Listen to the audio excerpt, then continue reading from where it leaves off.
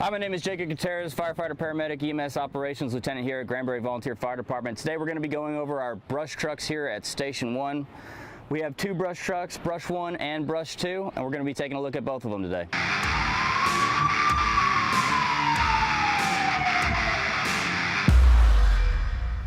All right, so on Brush 1, we're going to start off by teaching you how to start the engine on the back of the brush truck.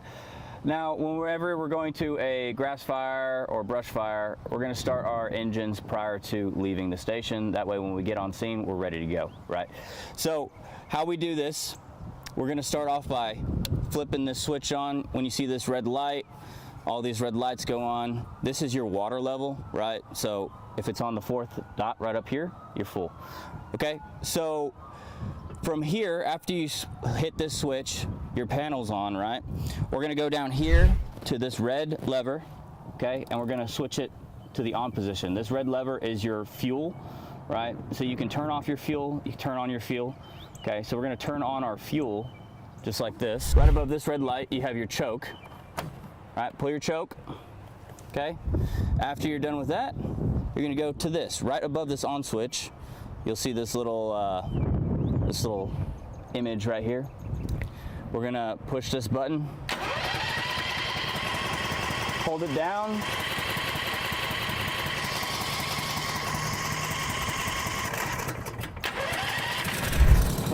there we go. Now you're ready to go. After you start your engine, right, you're gonna depress your choke, okay? Cool. Now your choke is off. How you set your RPMs for more pressure? You have a turtle, you have a rabbit. Rabbits are fast, turtles are slow. Go ahead and crank up your RPMs. That way you have more pressure when you're fighting fire and you have more water. Now when you're done fighting fire and you go to turn off your engine, okay, what you're gonna do is that fuel gauge that fuel lever that we talked about to turn on and off your fuel, you're gonna turn off your fuel, right? And then you're gonna let your engine run. That way it drains all the fuel out of the carburetors and there's no fuel left in the engine, causing it to shut off on its own, okay?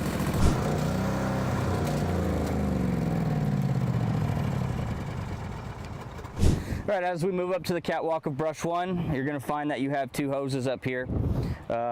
Same exact hoses as Brush 2. The only difference between Brush 2 and Brush 1 is you're gonna have two extra hoses up there for a total of 4. And the water between the two, this one's gonna have 400 gallons of water. Brush 2 is gonna have 1,000 gallons of water. That way you can fight more fire on Brush 2. Fight less fire here, but it's way more maneuverable. You got 4-wheel drive compared to 2-wheel drive on Brush 2, right? So you're able to get back a little bit farther in muddy areas that a lot of other trucks might not be able to go to. You got a couple extra tools up here as well. You got some supply line, you got a shovel, and you have some bolt cutters up here if you ever need to get into a gate that's bolted, right? You can cut the bolt, get it back there, and go fight some fire back there. And that's pretty much it for the back of Brush 1. We're going to be going over to the booster line, showing you how to deploy that and charge it from there. All right, so as we go over to this side of the truck, you'll have a red line or a booster line. This line is going to be deployed if, say, the brush truck can't get to where it needs to go, right? Because it's blocked by trees, brush, inaccessible space, right? This line will make you mobile. You're able to pull this line and go directly to the fire that you need to hit on foot. So if we go up here, right, just pull this line.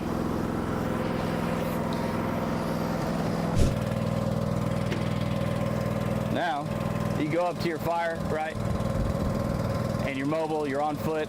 You're able to take this red line with you. Hopefully you have somebody else with you, right? Humping hose behind you.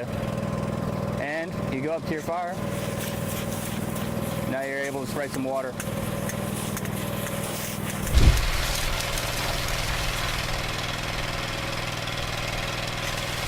Might as well clean the brush truck while we're at it.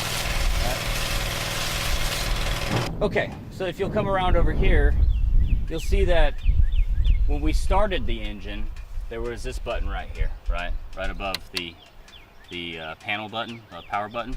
Okay, how we reel up the line for the booster line / red line, there's this button right over here. Okay, as you push this button, keep it nice and slow. You're gonna have somebody else on that side, hopefully making sure that the line goes back in correctly. But all you do is you push this button, right, and the line will reel up just like that. Okay, from there you're gonna secure it with the tabs that are directly in front of the reel, and you're good to go home from there. So you have your ice chest, right? You want to make sure you got ice in here. It gets really hot when it comes to wildland fires, so you want to make sure you got ice and water and Gatorades for your crew. Okay, this last compartment, there's only one compartment on this truck that's on the outside. So on the passenger side of the truck, all right, you're gonna have your handy dandy chainsaw. You got a Halligan tool, right? Pretty good tool. Okay, you got some towing cables, adapters, reducers, right? Bolt cutters, okay. All right. Some more tow cables in here, and extra nozzle, more adapters, reducers, all that stuff. So if you ever need some extra tools, mainly your chainsaw is your primary thing that's going to be in there that you're going to want the most, or a hand tool like your Halligan. If you ever need any tools, you can always go look over here. Again, always always go over these trucks on your own, familiarize yourself with them on your own. This is just a quick tour, but you need to get hands on the tools in order to figure it out where they are. Okay, so from there on out, this is pretty much the completion of brush 1 from here. All right, if you have any questions at all, feel free to ask anybody. We're all here to help you, right? You're not alone, we're here. Feel free to ask anybody. With that concludes the tour of brush 1. We're going to be moving on to brush 2 now. Welcome to the brush 2 tour. We're going to start off with teaching you how to start the engine on the truck today. All right, so anytime we get called out to a grass fire, brush fire, anytime we're going to be using this truck, we're going to be starting the engine prior to leaving the station. That way it's already going when we get to the scene, and we can go to work right away. The thing about this truck, it looks a little confusing. There's a lot of buttons on here, but how you start it, all you do is you set this to the start position, this little button right here, and you hold this down all at the same time, and then now when you get to that position, you can let go of that top one, but keep your finger on this bottom button for roughly about maybe 10-15 seconds. After about 10 to 15 seconds, you can release your finger from the button and it'll still run. If you release it too early, the engine will start. Just go over the same operation again, hold your finger down on that button for a little bit longer, you should be fine.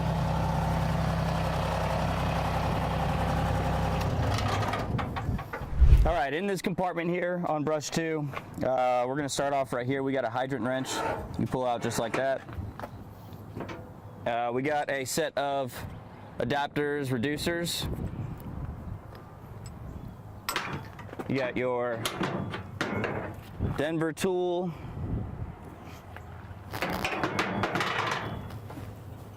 Supply hose. You got 2 sets of supply hose in here. And axe. You also got a breakdown shovel in there as well. And a set of wheel chocks. That's it for that compartment. Let's go ahead and move on over here. Over here, we do have a set of extra hand tools over here. In this big black box, we do have your handy dandy chainsaw. All right. Put it right back in there. just like that. All right, now moving on to the other side of the truck. All right, on brush 2, we're going to be going over the booster line on the back of the truck, right? This line is going to be used for if the brush 2, just like brush 1, if brush 2 cannot make access to a certain area, you can go mobile with this line right here. How you deploy it, we're just going to undo or loosen up the reel, that way it's easier for you to deploy, right? There's this little lever right here. Twist it to the left, left loose, right tight. Okay, so after that, you just deploy it, and it's the same thing as brush 1, right? Once you deploy all your line, you charge it with that valve that we were talking about, and you're gonna be spraying water, right? Refer to brush 1, same exact operation, same exact technique, okay? That's gonna be it for this. Let's move on to the other side of the truck. All right, on this side, you have your chains and bolt cutters. You got large bolt cutters, small bolt cutters, and that's pretty much it for this side. Not a lot in this compartment. You're gonna find more on the other side, but if you ever need to cut a bolt, you got your bolt cutters on this side. A little bit more about the truck. This big tank right here, we have 1,000 gallons of water in here. Pretty big for a brush truck.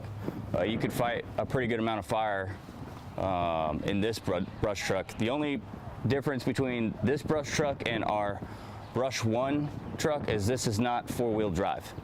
Be careful when you're driving it on muddy surfaces. I'm sure you're not going to be driving anytime soon, especially being a new person on the department. But be aware, because you're also going to be a person in the back looking out for your driver as well. So you got to look out for things and tell your driver, hey, make sure that we don't hit that random thing in the middle of the field, or hey, we're going to be running into a lot of muddy areas right now. You know, this truck is very heavy, and you don't want to be driving this in very muddy environments because it doesn't have that 4-wheel drive capability. All right, so we're going to move back to the engine, and I'm going to show you how to spray water from the back of the brush truck here. So we're going to do the same thing we did earlier. So we're going to set it to the start position. Right? As we set it to the start position, we're going to push our finger down on this red button right here, and then we're going to lift up. Now remember, you got to make sure you hold your finger there for about 10 seconds to keep the engine going. Once we get to a certain level, or get to your 10 seconds, you just let go. Now you're still running. All right, pressures, right? How we get more pressure on the nozzles when we're fighting fire. We're gonna pull this. This is your RPM or your tachometer. This is your tachometer, I'm sorry. This is how you increase the RPMs on the engine so you get more pressure out of your nozzle. All right, we're gonna be moving up to the hoses now. So now you got your hose and your nozzle, right? So what we're gonna do is we're gonna go over to this lever right here, and we're gonna go ahead and open up this lever, right? And how you know that it's open, obviously you're spraying water through the line, right? You can feel the pressurization in the hose, but if it's flush with the pipe, that means it's open. Think of it as a valve or a lever, or just like a valve inside of the pipe, right? When you close the valve, you're blocking the pipe at that point. Okay, so if I were to close the valve, I'm blocking the pipe, no water's coming out. If we open the valve, you're letting water go through the valve, or through the pipe, I'm sorry, and now you're able to spray some water. All right, so now we're pressurized, we're ready to go. Make sure you have your nozzle all the way to the right to fight, left to live, all the way to the right, open it up, and now you're spraying water. Right? If you ever get caught in a situation where you're being overtaken by flames, that left to live, you put in a fog pattern, and now you're defending, okay? But you have options. And when you're done, we'll just close off the valve just like that. Make sure you drain your line. All right. And make sure you close the nozzle. That way, if somebody ever pressurizes it again, the hose doesn't go flying around everywhere. And we're good to go. All right, thanks for sticking through to the end of this video. This concludes our tour of Brush 1 and Brush 2. Again, if you have any questions about these trucks, feel free to ask anybody. We're all here to help you succeed in your future endeavors here at Granbury Volunteer Fire Department. With that, hope you have a blessed day.